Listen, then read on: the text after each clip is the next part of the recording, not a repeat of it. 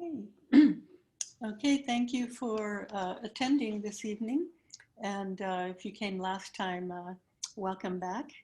And if you weren't in the seminar webinar last time, I believe you'll get something out of this.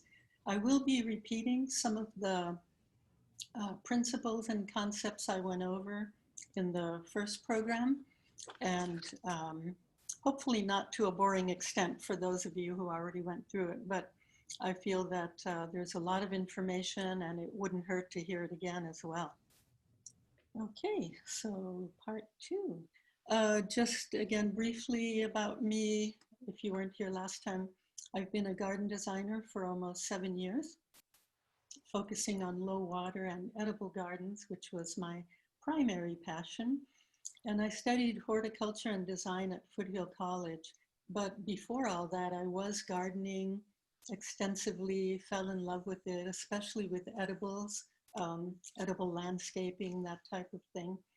And I do have a website, Urban Artichoke, and I've written several pieces for other blogs as well. And I do volunteer work with a seed-focused organization. And I do want to call out Seed Savers Exchange because I've actually gotten a lot of my education through them, through that organization. They are a nonprofit. They also have a store, so you can buy all kinds of incredible, fascinating heirloom vegetables, flowers, and herbs through their website.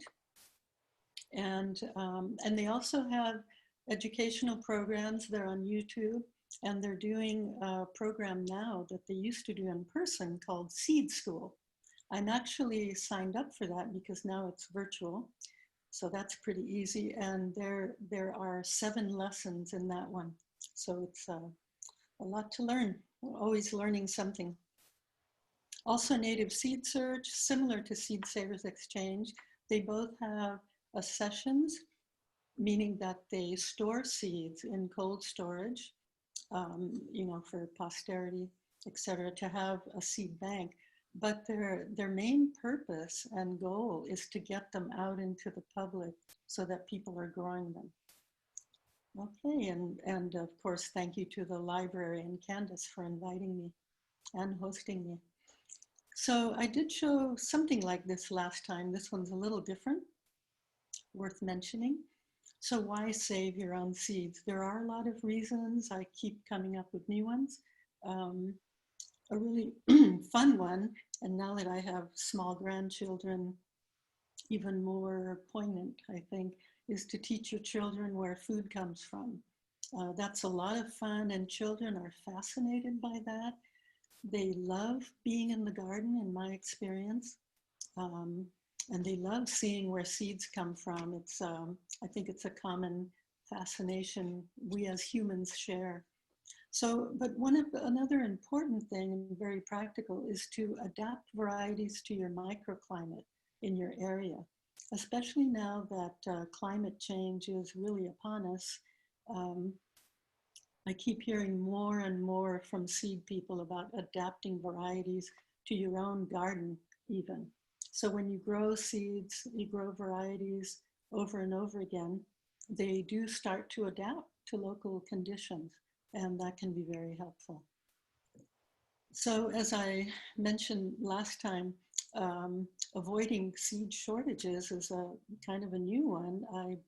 A lot of us never thought we'd see that time come, but some of you may have experienced it. The seed houses, even local ones to us and national ones, actually had to shut down because they were overwhelmed with requests. And some of them actually ran out of quite a few varieties. And then again, the quote that I love is sometimes it's not about the economics, it's about culture.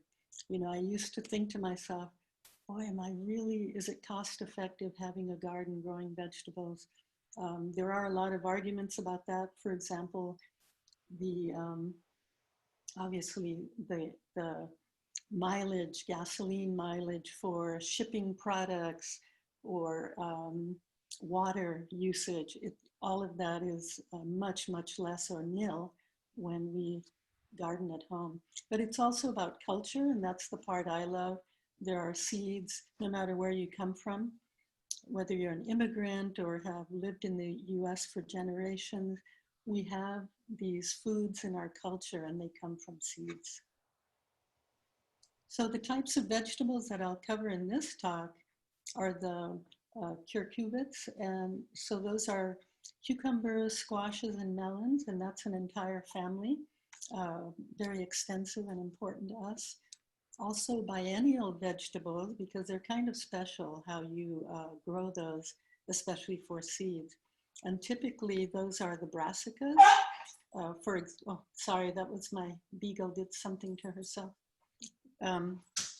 So the brassicas are a large family as well, very popular: kale, broccoli, collard, cabbages, mustard greens, and more.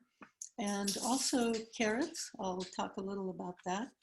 And then I have a few slides on herbs and flowers, because those are part of our edibles actually as well. So, excuse me. My throat is dried out from breathing smoky air for the last few weeks, although we're blessed with pretty clear skies lately. So to get into seed saving, at some point you need to learn about flowers. I didn't want to go into it too much last time because if you're a beginner, and I'm assuming maybe most or several people on this Zoom are, and were at that time, it's a lot of information and it's a lot to take in, and it's very difficult to write all these notes down. Therefore, I also gave Candace gave out my handouts to help you a little bit with some key points. But flowers, without flowers, you aren't going to have seeds, and you certainly aren't going to have your vegetable that you love to eat. So they're key to the conversation and understanding how the whole thing works. In the first talk, we went over things like tomatoes, beans, peppers, because those are pretty simple as far as the flowers, meaning that they are self-fertile and their flowers are complete. By complete, we mean that they produce pollen and they also have the ovary or egg. So these are the reproductive parts of the plant, of course. And flowers can be very different. So I was amazed that a lot of our garden vegetables do have these perfect, so-called perfect flowers, but some of the key ones don't. And that's typified by the squash and cucumber types that we're going to go over. So as I said, there's perfect flowers, and then the imperfect flowers, they have either only the pollen producing parts, so we call them male, or only the ovary or eggs. And of course, we call those female flowers or male flowers. And again, the prime examples here are squash and cucumbers. So I'm saying squash and cucumbers. Melons also belong to that family, but melons are a little different, and I'll talk about that briefly. So the big thing about the imperfect flowered plants and vegetables are that they're insect pollinated. So the perfect flowered vegetables like tomatoes, peppers, beans, they actually don't need insects, but insects do visit them and pollinate them. So you do have to worry about crossing somewhat. Okay, so flowering systems. As I've said, some plants have flowers that are either male or female. And this is actually on the same plant, and that's referred to as monoecious. So squash and cucumbers are a very good example of that. And I'll show you some photo that illustrates that with squash in a good way. It's pretty easy to spot, actually, in those plants. And then furthermore, some plants have only female flowers on the entire plant, or only male flowers on the entire plant. And a great example of that is spinach. So that's referred to as dioecious. But spinach, it's pretty interesting. This tells you that you can't grow one spinach plant and expect to get seeds. You can get the leaves, the plant will grow and produce leaves, but if it goes to flower, it won't be producing seeds. So you have to grow more to get the male and female mix in your garden, that population. And so these flowers are called imperfect because they aren't complete. They don't have both reproductive parts that are necessary, pollen and ovaries. Okay, so squash. I think this is pretty cool. This is a squash I grew this summer in my garden. And you can see on the left-hand side, the female flower. This one I think was actually pollinated and it's starting to swell. And boy, it starts developing very rapidly. It's very magical, in fact. But even before it's pollinated, you will see that female flower that has that little squash. That's the ovary. That's waiting for the pollen to be carried by insects or humans in the case of hand pollination. And then it'll start its process. If it doesn't get pollinated, and maybe you've seen this in your garden, you see that little squash and you think, oh, great, I've got a squash coming, but then it turns yellow and falls off. It was probably not pollinated. So on the right, we have the male flower, and it's pretty easy to identify these because you'll notice the stalk is completely thin and skinny. It doesn't have that swelling like the female flower for the actual vegetable.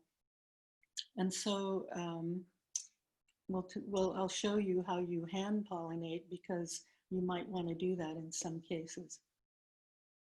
Excuse me, get some water here.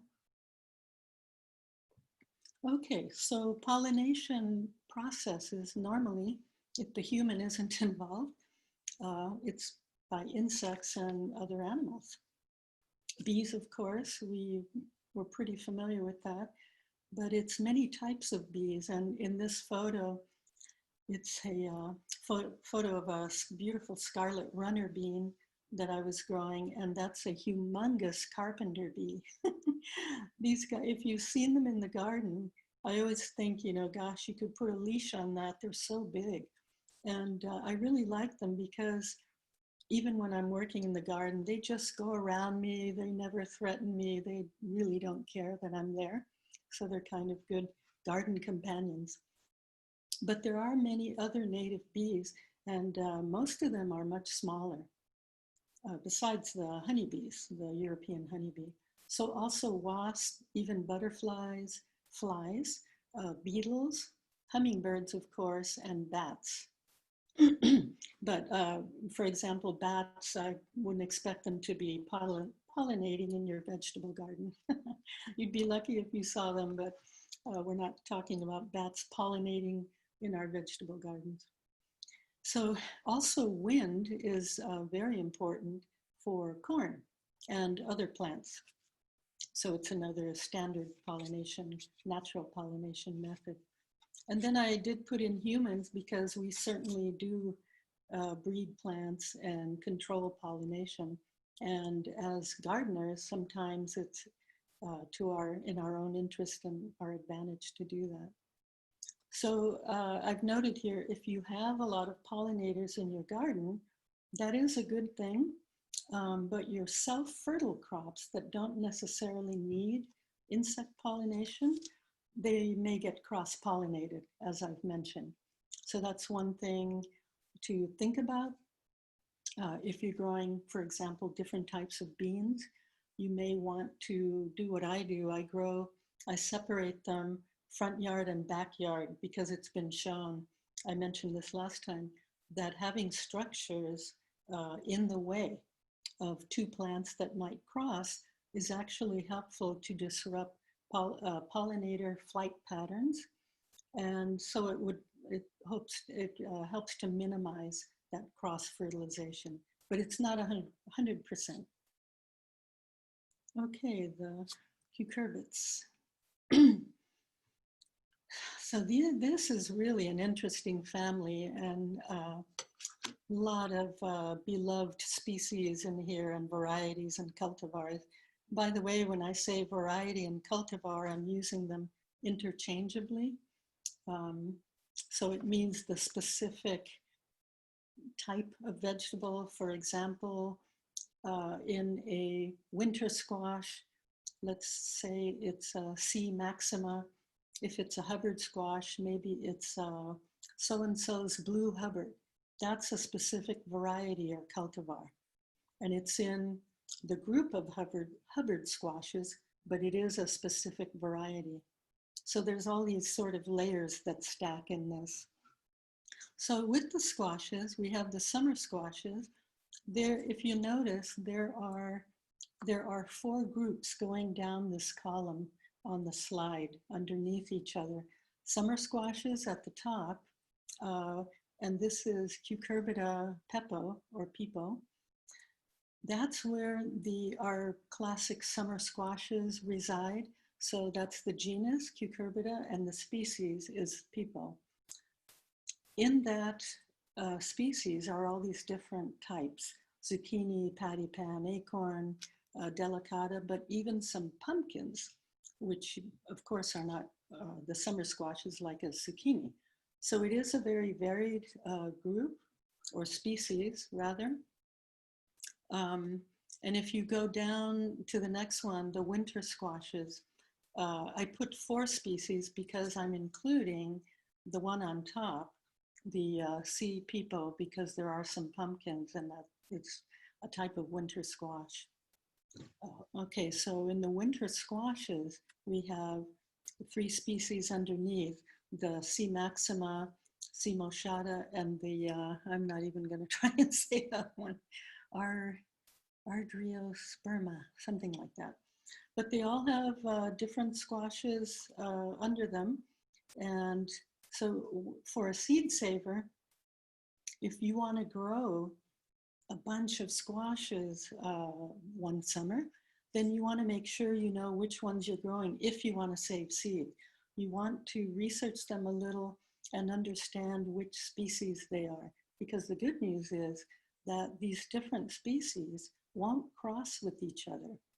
So you can grow one of each species, no matter what variety it is, and save them all 4 seeds, and they won't cross, okay? But if you're saving, let's say 3 squashes in the C. maxima in your garden, and they've been grown in the same, within half a mile of each other, in fact, they could be all crossed with the insect pollination if you haven't taken the care and the time to do the hand pollination.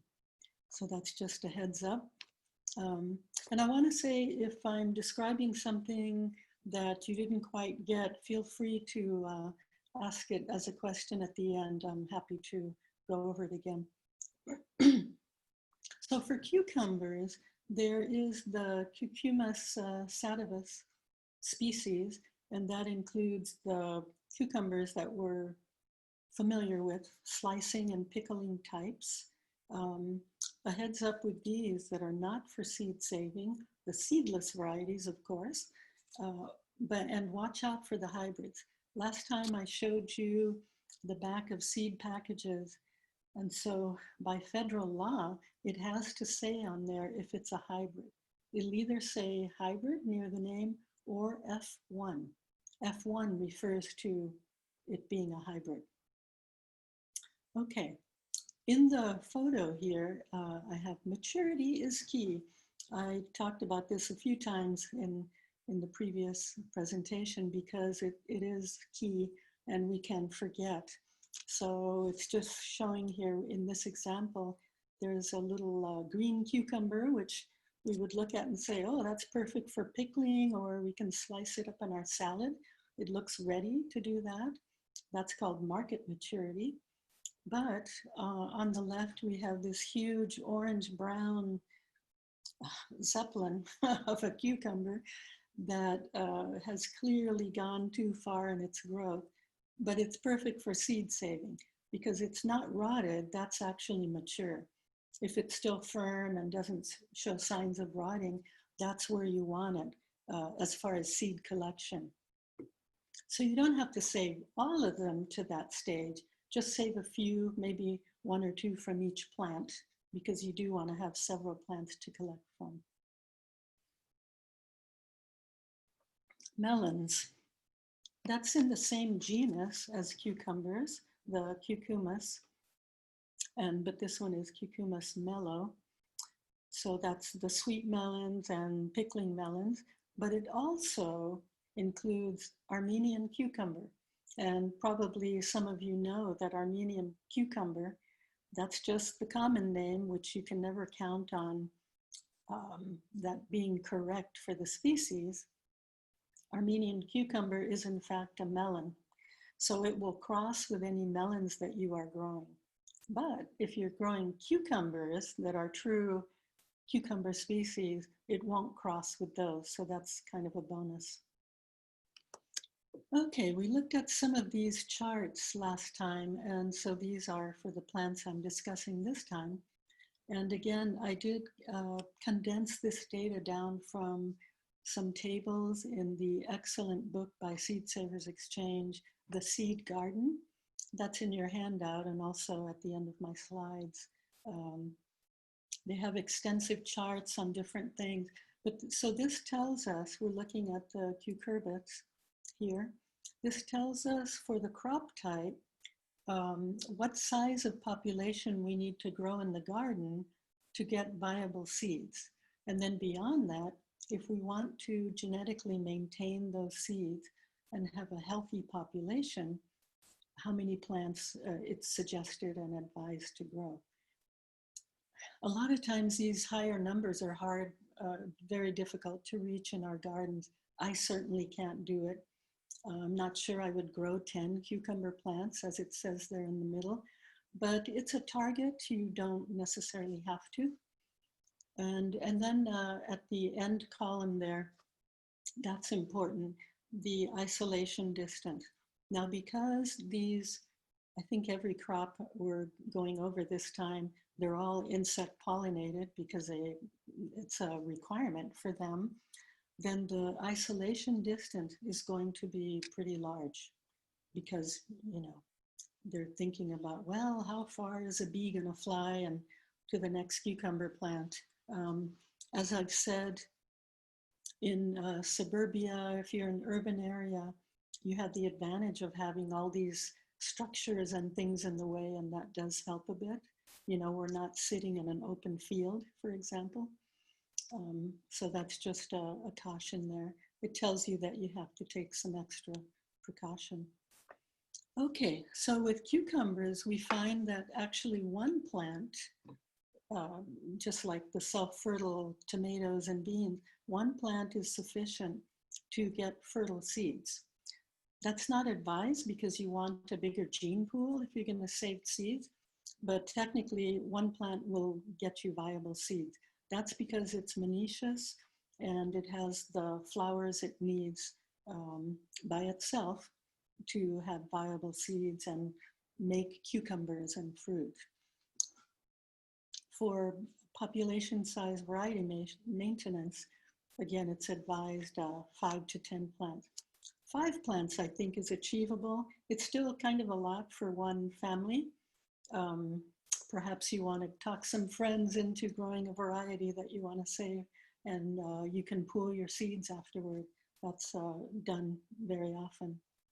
And so you'll see that below, they're all the same. They're the same for the squashes, winter and summer squashes, and the same for the melons, except notice the melons under population size for viable seeds. I've just noted there that the melon group, their flowers are different. Even though they're in the same family as the squash and the cucumber, and in fact, they're in the same genus as the cucumber, their flowers are different. And it's just for you to know. They actually have perfect flowers, but they also have male flowers only on the plant, which is, I'm not sure why the plant decided to have that strategy. I'm sure it knows what it's doing, but so that's a little different. So that's not monoecious like the other two above. Okay, so what do we do then about isolation strategies? What is practical? Because I like being practical, or else it's not going to happen probably. So as I've said before, you can grow one variety at a time within a species. Yeah, within a species. And these plants, again, are more prone to crossing because you have insects flying around crossing them. So, and even sometimes they're really tiny.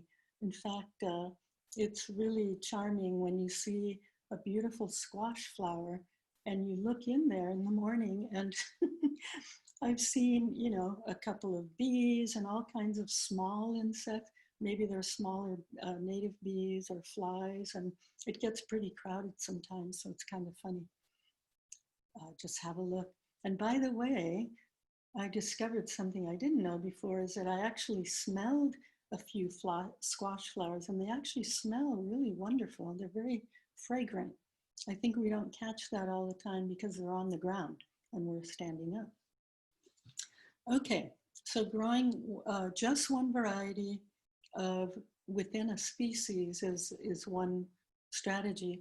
But look, you have all these different species. So you can carefully pick one out of each of them if you wanted to grow a bunch of squashes. And it would be fun because there's some really different ones. For example, this summer, I grew from the C. pepo, I grew a couple of the same variety of zucchini plants. And I also grew a C. maxima, which is the one that's shown here. These were seeds from South America, and I don't have a lot of those seeds, so I'm trying to expand my seed stock. And that one is in South America is called Sapayo camote. I have no idea if it has something similar here. It does look similar to other squashes I've seen, but it's very hard to know if they're the same.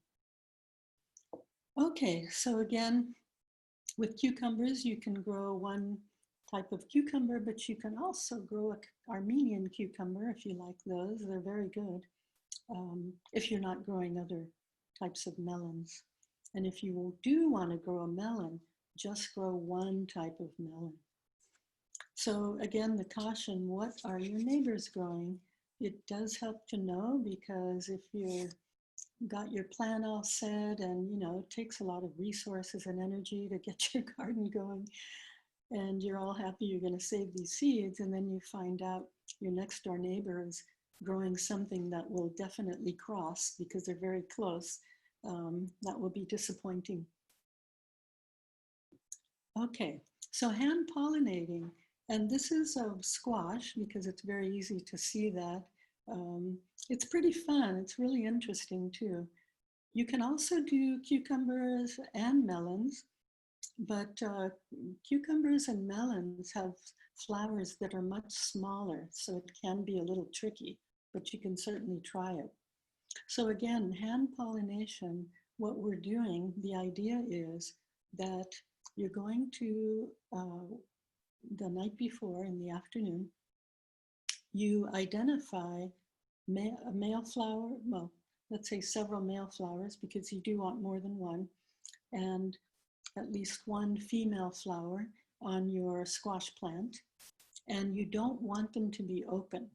You want to choose ones that look like they're getting mature. If you observe them while the plant is growing, you'll see that they start out very tight buds and they slowly mature before they actually open up. So you want to watch for that. And you seal it off, in this case, in the photo shown. And by the way, this is a page from the book, The Seed Garden. They're using clothespins, which I think is very clever and easy. And they're easy to find again as well. Because the next day in the morning is when you're going to go and collect the male flowers, just snip them off, snip the stalk, obviously leave the female flower sitting there. And what you do is you peel off carefully the flower petal, what's called the corolla, around the male flower so that you can expose the stamen with the pollen on it. And in that middle row, you'll see we're looking into the female flower. And then this person here, the gardener, is holding the male flower. And so in the last column, or row rather, they are rubbing the pollen onto that ovary structure. And it's best if you take a couple of the male flowers and do that, because it ensures better pollination, is what they say. So at least 2, maybe 3 would be great. So you brush that up, and then you go ahead and close off that female flower, because if it does pollinate, it's a done deal.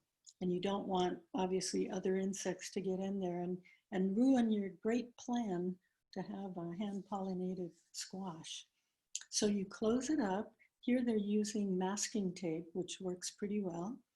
And then go ahead and don't rely on the masking tape to mark that flower for you, because it will dry up and fall off.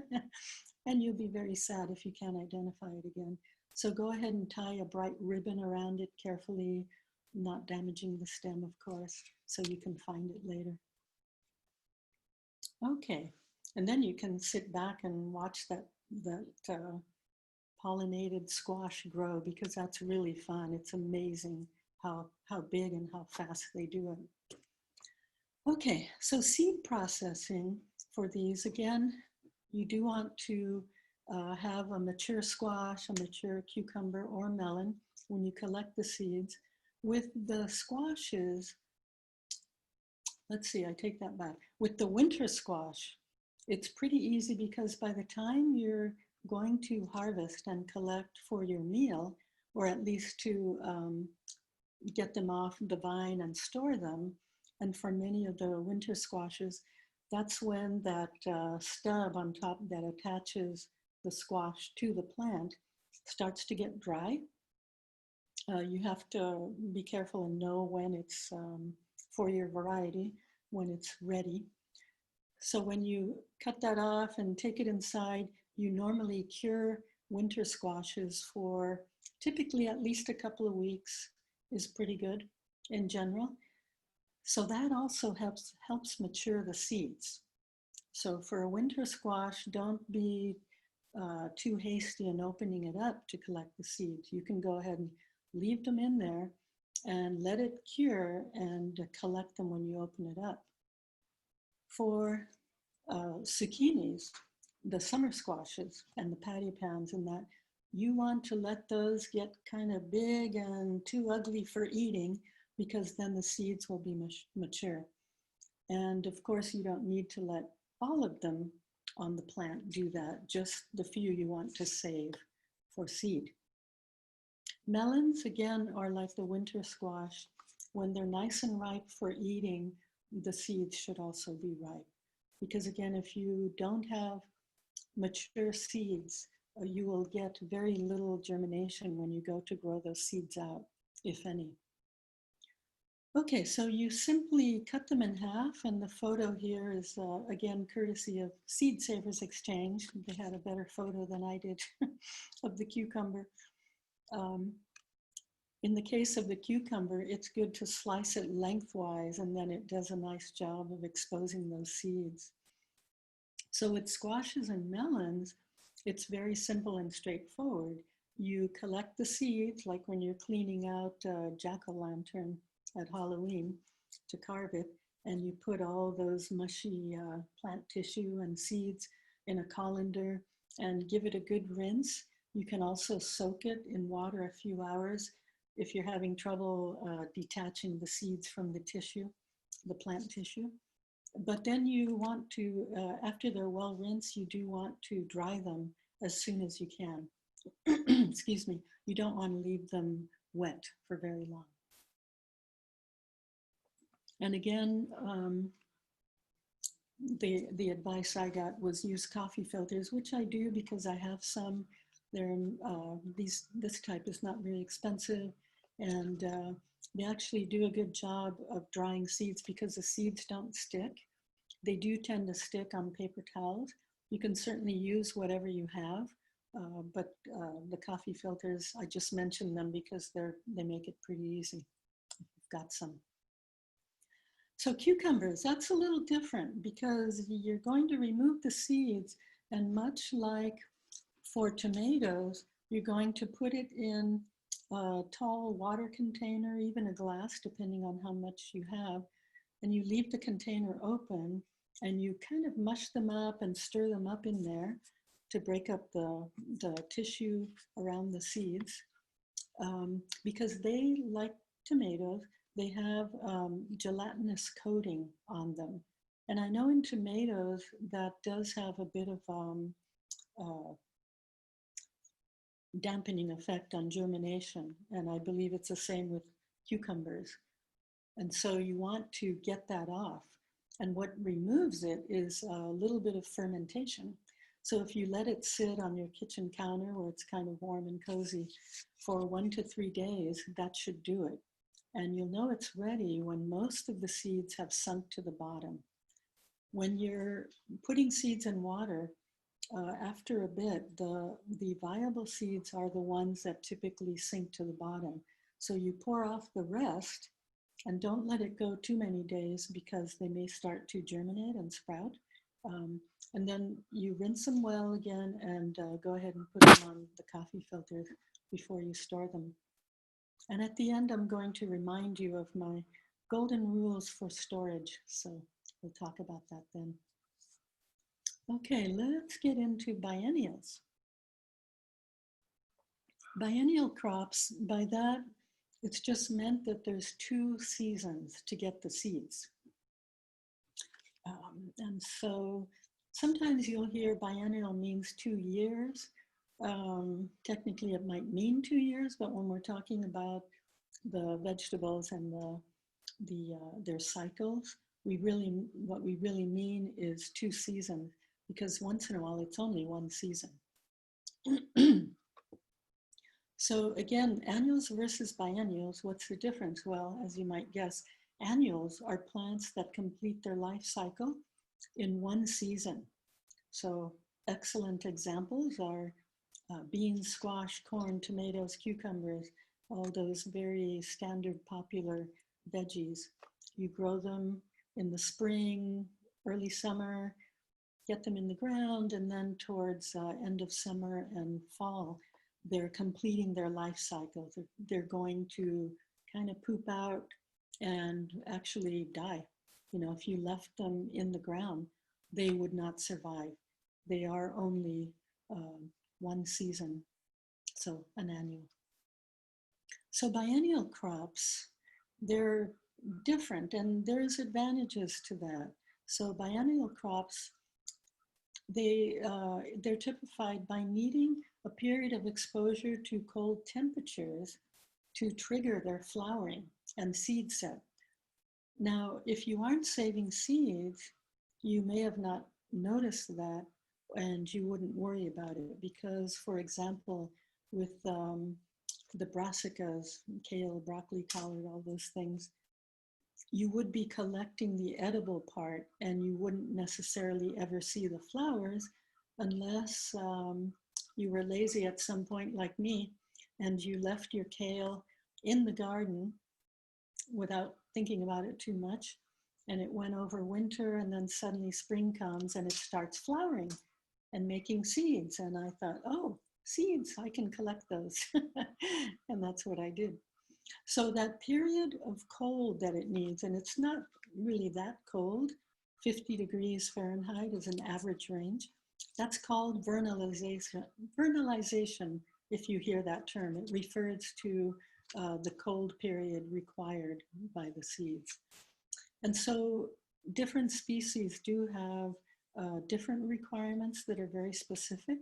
And in the book, the seed garden, they actually go over those per species and variety. So the good news is the amount of time needed is accumulative.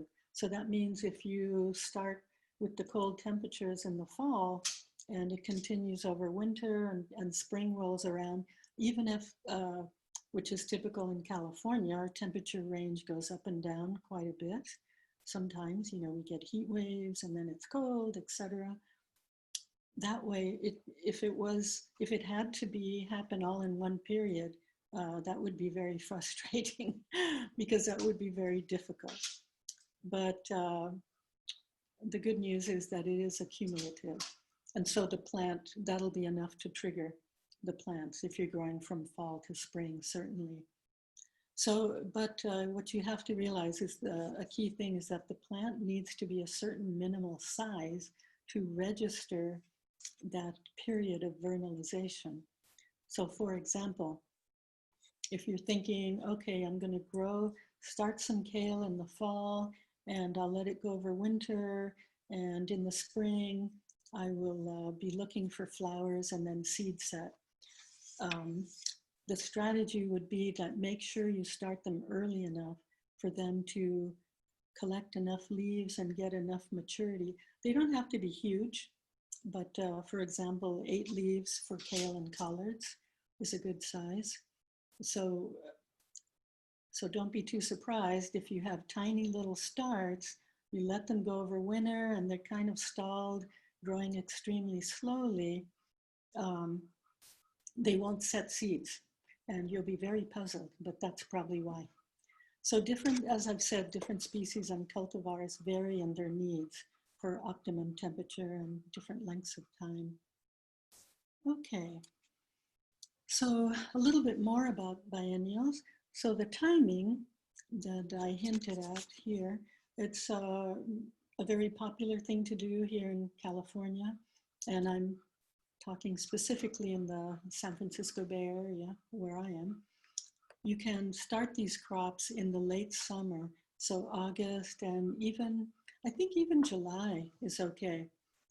Maybe early September, because you do want them to get a certain amount of maturity so that they will actually vernalize and register that, and then in spring they'll kick in with flowers and set seeds for you. So interestingly, in areas that have freezing temperatures, it's more complicated. We're pretty spoiled here because we don't have to think about digging up the crops to avoid the frozen ground. So if you live in the Midwest, Northeast, places where the ground is going to freeze, you're going to have snow, etc., then these crops are typically dug up, excuse me, and stored for spring. And there's actually ways to store them. Or in some places you can get away with mulching them heavily in the garden. I think here where I am, we barely have to mulch them, although I do use mulch because it's a good practice anyway. So that said, some cultivars were developed in warmer growing regions, so they might flower sooner. And some of those are the heading broccoli, which is great news because that's very popular, and Chinese broccoli. So that means that instead of something like 8 weeks, you might only have a couple of weeks of cold temperature that it needs. And then when it's warm enough, it'll start to flower. So that time could be compressed in that case. The other thing is, another advantage is that these plants are transplantable. So let's say you get to springtime and you're really wanting to use your garden beds for other plants, you can go ahead and transplant these that you want for seeds to a different area of the garden. That might be helpful. Okay. So let's see. So the crop specific details for these, Brassica oleracea, the first group there, the first species in the Brassica family, is a big one: broccoli, cauliflower, cabbage, kale, collards, kohlrabi, and I didn't even put Brussels sprouts in there. So I think it's just fascinating and mind-blowing that that's all one species. So that means the bad news about that is that they will all cross. If you let them all go to flower, you have them in your garden, and you want to get seeds. So the population size for viable seeds for these is 5 plants. minimum, because they are self-incompatible. That means the flowers are self-incompatible, but that's fine because they rely on insects, and insects are very good about pollinating them because they do like the flowers quite a bit. And we have here a population size for variety maintenance is 20 to 50 plants. It makes me laugh to think I would have 20 broccoli in my garden. I'm not sure I would hit that number. And then again, the isolation distance is a hefty half a mile on the long end there, the larger end. So the other species are Brassica napus, which includes red Russian kale and rutabagas. Those are the same species. And at the bottom is Brassica gensea, and those are the mustard greens. So again, you could pick something from each of those rows because they're all different species, and grow one of those each out to set seeds, and they will not have crossed. I put this in for fun. I'm not really going to discuss them, but beets and Swiss chard. So that is the genus and species Beta vulgaris. And I found it very interesting that they're the same species because it's such a different plant. Although I guess you could say the greens of the beets are similar in some ways to Swiss chard. But so the news there is they are biennial, but they will cross if you grow them. Excuse me 1 minute.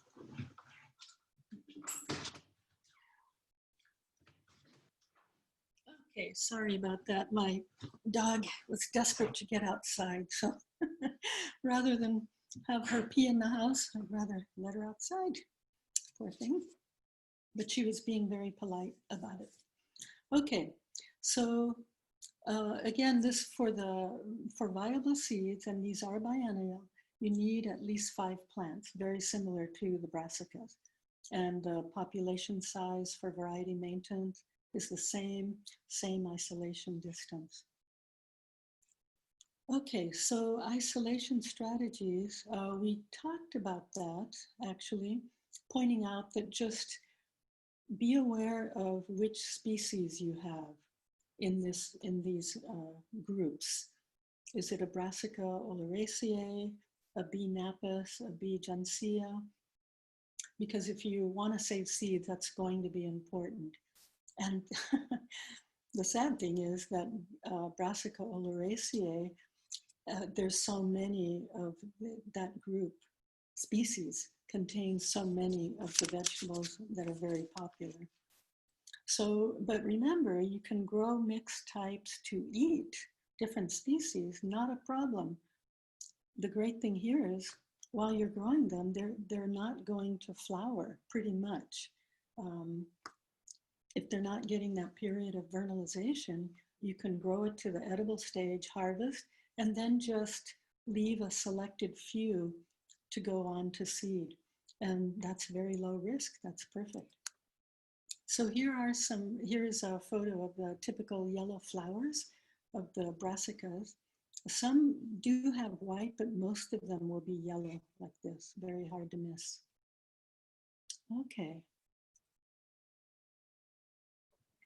So this photo on the left is very typical of the Brassicas and these biennial crops. That's what the flowers turn into. That's what the seeds look like. They have these very long pods, and the one shown here is very dry. You know, they start off green, as you might imagine, and then they gradually dry up. When they get that dry, keep an eye on them because they can shatter. Shattering, as we talked about last time, is the way that seeds distribute themselves. The pod will break open at a certain point and release the seeds. So to collect the seeds, it's pretty simple. You can either, some people, if you put them in a pillowcase, for example, if you're doing a lot at a time, and flail them and break them up. I typically do small quantities. So here I'm collecting them in a little container in the middle, and I've just kind of broken up the little pods, and the seeds release pretty easily. And then try to get out as much of the large debris as you can. And for the smaller stuff, put it in a bowl, a shallow bowl, and you can start blowing over it and swirling it around and removing the last pieces of chaff. So you remove that plant debris because you don't want to inadvertently carry over any diseases or have anything that might be moldy. A little bit of chaff is okay, especially if you're certain the plant was healthy. You don't want to collect seeds from diseased plants. There are many diseases that will carry over on the seeds. Okay, so again, when the seeds are very dry, then you can store them. So carrots, that is not a brassica, not in that family. They're actually in Apiaceae, and carrots, parsley are all in that family. And I'll show you the flowers look very similar. It's actually Daucus carata, and Daucus being the genus, again, carata, which is always spelled with the lowercase letter, is the species. So with carrots, very popular garden crop, they're also biennial, and they do need vernalization. But the thing you want to worry about here and be concerned about is that if there's any of the, what we call a weed, Queen Anne's lace, around, if you're near any, because that is the same species, unfortunately, and you don't want those two crossing. I have to say, here where we are in the Bay Area, I'm not sure how much of that there is. I know we have a lot of wild fennel, for example. It's probably an invasive escaped fennel, but I'm not sure that I've seen Queen Anne's lace.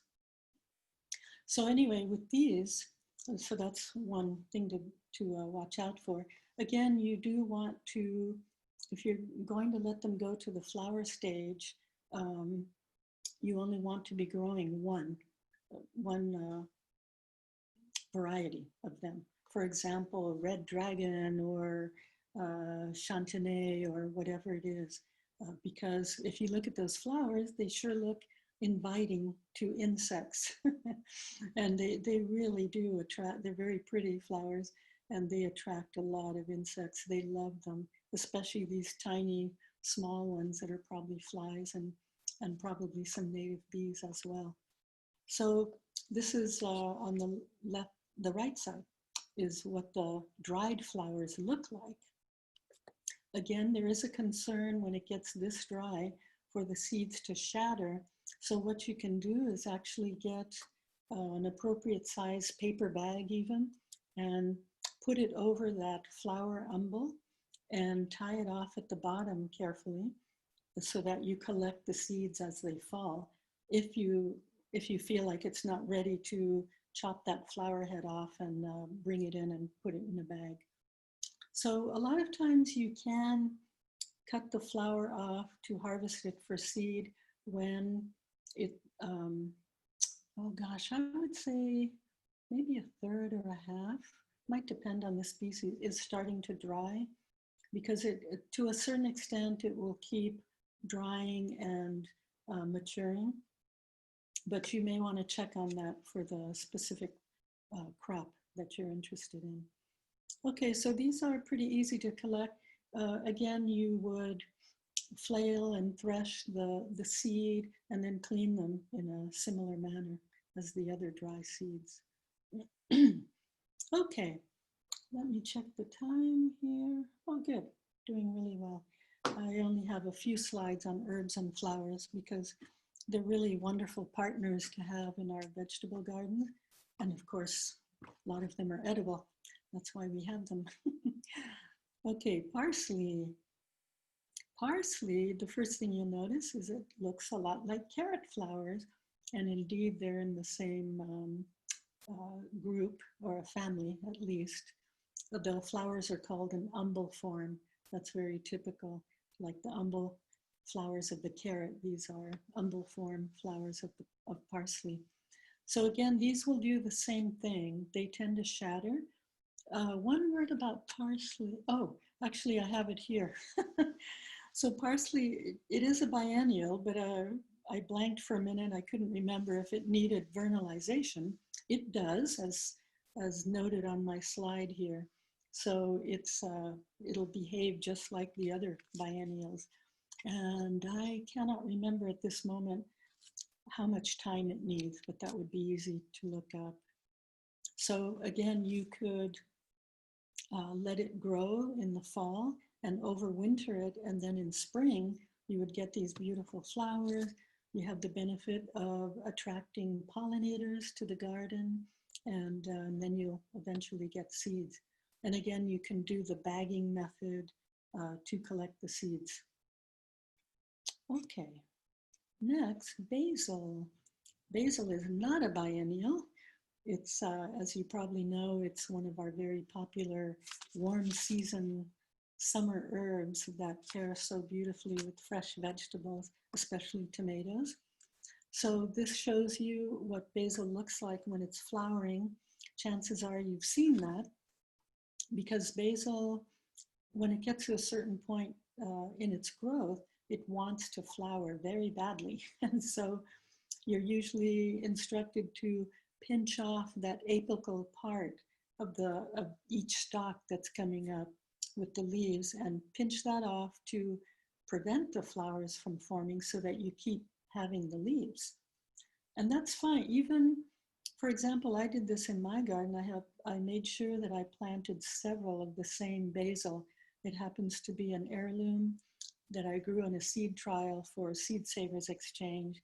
It's called Tony Scavo basil. And it's a lovely Genovese type basil, very nice. In fact, this is a photo of that plant. And so I harvested lightly, not too heavily off of each plant, because I wanted them to stay vigorous and to make good seed. And then at a certain point, I stopped worrying about keeping them from flowering. I stopped pinching that apical growth part off and let the flowers develop. And now I am harvesting the dried seed stalks. There to the right, you'll see that dried, what used to be flowers that have turned into seeds in my hand. And this was very cute. I looked out in my garden one day and saw all this activity, and it was yellow goldfinches that were helping themselves to my basil seeds. So that's an excellent signal that it's ready to collect some of them. So I did leave a couple of plants out there for them, and because I have plenty, and brought some in. And what I like to do, I've read that when the bottom part of that seed stalk is starting to dry, you can even cut the plant down at that point and put it seed heads first into a big paper bag, which I use a lot, and let it keep drying and curing in there so that the seeds will collect, because they do kind of start to fall out like a salt shaker type of thing. So those will be pretty easy to collect, actually. You don't have a lot of chaff in there as you do with some of the others. Oh, and population size, do try to aim for at least 5 plants or so if you can. More is always better to get that good, healthy genetic pool. Cilantro, another extremely popular herb for the garden, also known as coriander. We tend to call it cilantro for the leaves, and coriander when we're referring to the seeds, which are also used, of course, as a spice, and they're ground up. So cilantro flowers are very pretty as well, and they do have a similar umbel sort of shape. They look a little more delicate. This was taken in my garden this summer. Cilantro actually likes it a bit on the cool side. So I was growing it in the spring, and as we hit the summer, it started bolting, which means it shoots up, the plant elongates and starts sending up those flowers. And so it did indeed turn into this beautiful flowering plant. and eventually those dried seeds that you see in my hand there. And so those will, eventually they start to fall off and shatter as well. So the interesting point about cilantro is that there are actually 2 seeds in each little capsule. That's kind of cool. When you get the plants, let's say in a seed package, you'll notice in my hand there, that's what they look like. But there are 2 seeds in there. So when you plant them, it's kind of cool. You'll notice that when you plant them and they come up, most often you'll see those 2 little plants coming up. So large plants of cilantro, large healthy plants again, will yield better seed, better quality seed. So again, you want to harvest lightly, and you want to aim for 5 or more plants to collect seeds from. Okay, excuse me for a drink of water. Calendula and nasturtiums. These are really wonderful plants in the garden, very popular, of course, as you probably know. The cool thing is that they're both edible. You can pick the petals, for example, of both of them and put them in salads and whatever. In the case of nasturtium, you can pick the young leaves because they have a very strange flavor, interesting flavor, but it's pretty pungent. And you can sprinkle the leaves in a salad as well. And getting back to calendula, in the photo, this is a calendula that's very orange-red, and it's a certain variety from Renee's Garden Seeds that's called Flashback. And actually, they are Flashback, that variety, is even more dramatic in color than what's shown here, because these have grown out of the original seeds. So I was interested to see if they were going to retain that original color, because the original ones had more color variation. They had sort of a lighter orange with a deeper red on the fringes, and very pretty, very spectacular. And I love that dark center. So calendula are also used medicinally for a lot of things, typically to put in salves, in ointments. And so that's very useful. And they're just wonderful to have in the garden. So the seeds of calendula are really interesting. In fact, the first time I had some of them fall into my hand, I jumped a little because I thought they were little caterpillars, which is kind of funny, because what I'm holding in my hand there, and maybe you've seen it in your garden, is the dried flower head of a calendula flower. So the petals dry up, they fall off, and you'll see, at first they're green, you see these sort of fingers forming like this, and then they dry, and those fall off very readily, so they shatter.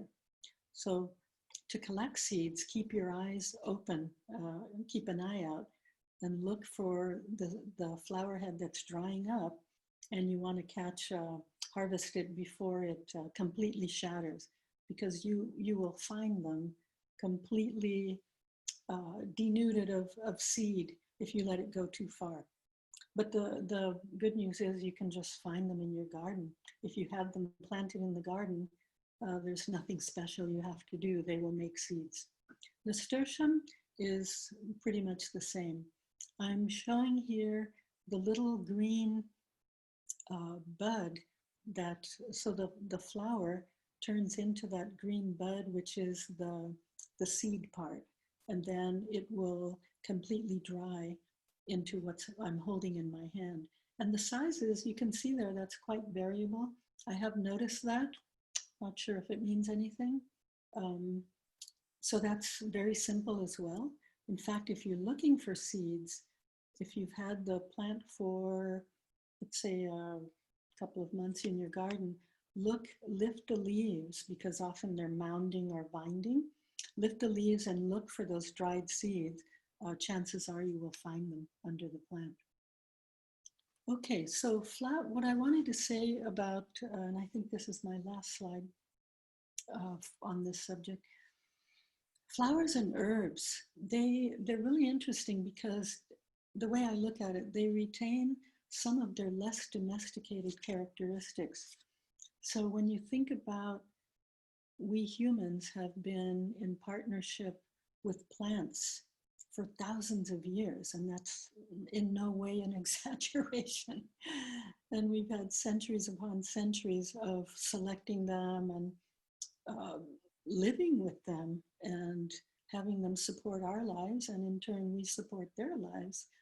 But with flowers and herbs, so the point is we select for certain characteristics, like less shattering in the seed head because we don't want to lose the seeds. And when you have flowers and herbs that maybe haven't been overly hybridized, they retain some properties that are, I think of as a little wild. For example, dormancy. Dormancy in seeds means that they won't germinate. Let's say you pot them up and you're waiting for them to grow. Unless certain requirements are met and they receive those triggers, they will not germinate. And one of them, not surprisingly, because we know about vernalization, is called stratification, and it refers to the same thing: exposure to cold temperatures, certain temperatures for a certain amount of time. So this could remind you of bulbs like tulips and daffodils, those groups of bulbs which need to be, typically you might hold them in your refrigerator for a certain amount of time to force them to grow when you plant them. So this is a similar thing. But in nature, for example, the California poppy, we get that natural cycle of temperatures outside, and they will reseed. If you leave seeds of nasturtiums and calendula in the garden, they will reseed, actually. So one example, which I thought was pretty dramatic, is that there are perennial nasturtiums and annual nasturtium. And apparently the annual nasturtium, they need 1 month of stratification, so stored in the cold. And then to germinate them, the optimal temperature is 50 degrees Fahrenheit, but it can take several months.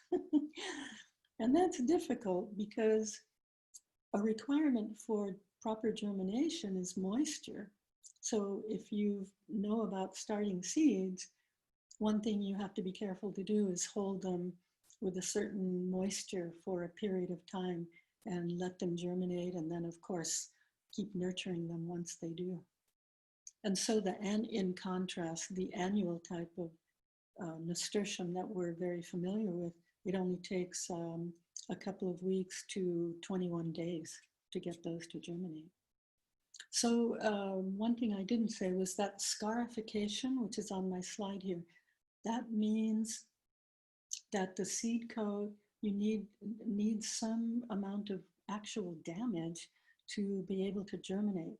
What that does, let's say in the case of the nasturtium, is you sand it lightly to abrade the seed coat, or you nick it with some clippers, just a little bit so you don't damage it, of course. And that allows it to take up water and moisture. And so some seeds actually have that requirement. So a book, if you're interested in flowers and herbs, there's a book that I have that's pretty good, The Complete Guide to Saving Seeds. And that was, I put that in the handout. That's pretty good it covers all kinds of flowers and herbs, and as well as vegetables. The information is not always as complete, but it's a pretty good start. Okay, so reminders of the basic principles. I'll go over those quickly. I had to put in my little grandson. Here he is at 3 years old. He spent a lot of time with me when he was little. He's a big 4-year-old now, but I actually indoctrinated him thoroughly in the garden, much to my daughter's delight. But he was so tenacious about gathering seeds and shelling peas, and he just loved it. And of course, it made me extremely happy that he took to it like a duck to water. Okay, so just quickly, because we covered this in the first talk, always collect mature seeds versus immature. I went over that again. Seeds must be completely dry for storage, so don't go putting them in jars until you're confident they've reached a very dry stage. Collect seeds from as many individual plants of the variety and species you're saving so that you get the best gene pool as possible. And storing your seeds, what I call the golden rules. Keep them dry, cool, and in the dark. This is a photo of a little seed cabinet because I don't keep these in the cold, just at room temperature in what I think is a fairly cool part of my house. And be careful with jars, especially in direct sunlight. They heat up incredibly fast. So a cool little thing is that these are the rules for storage are the opposite of what you need for germination, which is moisture, warmth, and some seeds need light to germinate. And you can store them in the cold, but remember, so meaning the refrigerator or your freezer, but again, remember the moisture content of the seeds has to be low when you put them in there, and you must use an airtight container. So if you do that, you can prolong the life for quite a long time. Okay, so I think we can take questions. These are just some resources, but they're on your handout. And I just want to say thank you, everyone, for listening to me for this long, almost hour and a half. And Candace, if you're there, we can go to questions.